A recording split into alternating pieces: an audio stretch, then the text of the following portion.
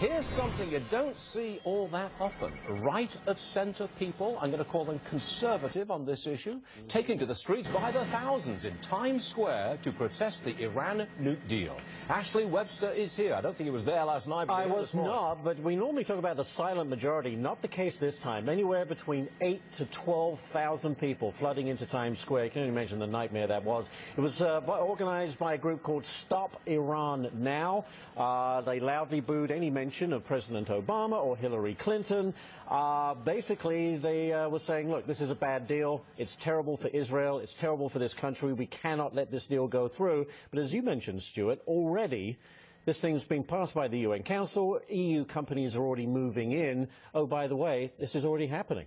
Yeah, you're right. I mean, I think it's a done deal. It is a done deal. But these people last night. But when was the last time you saw I can't remember. Thousands of people, and I'm going to say they're conservative, they're right of centre, they oppose this, they're post-President Obama. You never see this. You never see this, Stuart, so it's quite impressive. New York City's looking up. Yeah.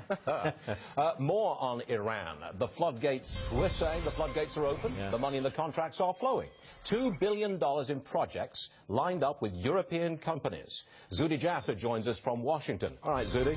There's no going back on that, is there? You can't just snap this stuff back again once the floodgate doors are open.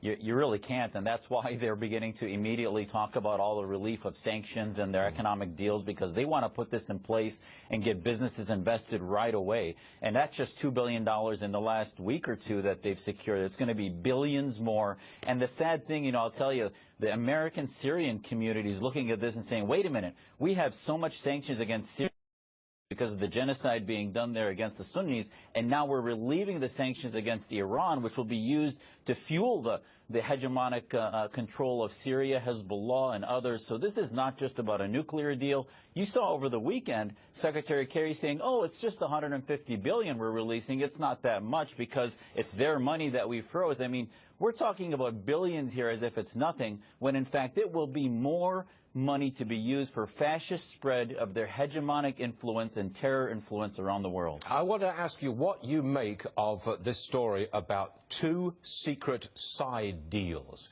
between the Iranians and the International Atomic Energy Authority. If that's the case, if these deals exist, we're not part of them.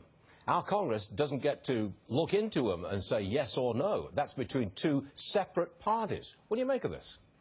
Well, it sort of proves what many of us were so afraid of, which is that countries like this don't come to the table unless they have to. And the reason they came here is because of appeasement. And we're beginning to find out that the only reason they came here was because we sold them the farm. And we don't even know how much of the farm we gave away. The billions are coming out, military side deals, ballistic missiles, the threat to the region's increasing, arms sales, money to private. I mean, it goes on, and we allowed war criminals like Suleiman now to no longer be under sanctions. So what's happening here? I mean, every day we're finding out how much of appeasement we actually gave away in the past few months. Okay, Zuhdi Jasser, I believe that Secretary of State John Kerry will be testifying in Washington later on today. You'll be watching, won't you? By the way, absolutely. Have you ever been called on to testify before Congress, ever? Not on this issue, not on Islamic reform. Congressman King had me testify on Muslim radicalization, but certainly not by this administration. Okay, let's see if you ever get in there. Thanks.